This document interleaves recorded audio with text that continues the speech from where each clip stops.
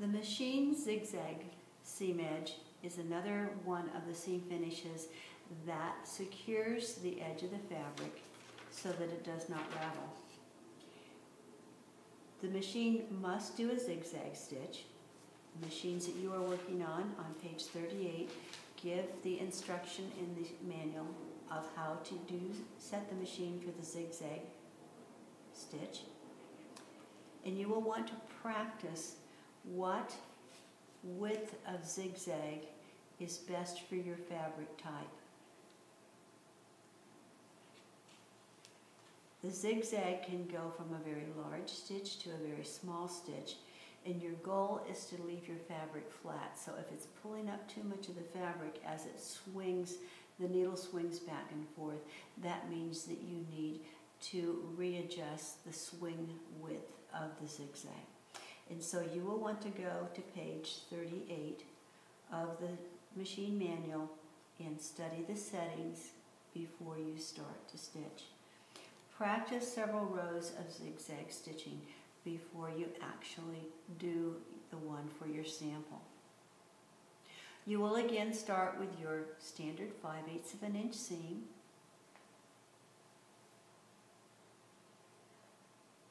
Press the seam open. Pick up the edge of the fabric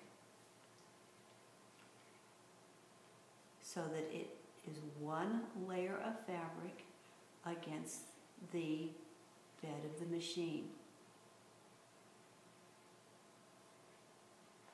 When you are stitching on just one thickness of fabric, you need to give a little bit more personal tension to the stitching. That means you want to hold it at the beginning and at the end and make it just a little bit tight, because the one layer of fabric can get caught up under what is feeding the fabric through the machine, and that is called the feed dog. It actually feeds the fabric through. You will then start a 1/2 inch down, reverse stitch, stitch all the way to the other end, reverse stitch. You will then turn your fabric around and do the same thing to the other side. As you are working with your fabric, your goal is to always have the bulk of your fabric away from the machine, which means it would be to your left. You don't want to try to force a large quantity of fabric through the right side of the machine, because you will get an inaccurate stitch.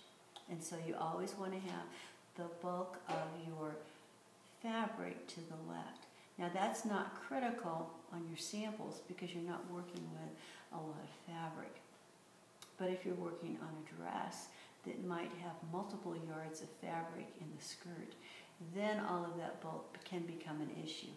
If it becomes an issue, more than likely your stitching will not be as accurate. So set your zigzag stitch at the width that will best complement your fabric.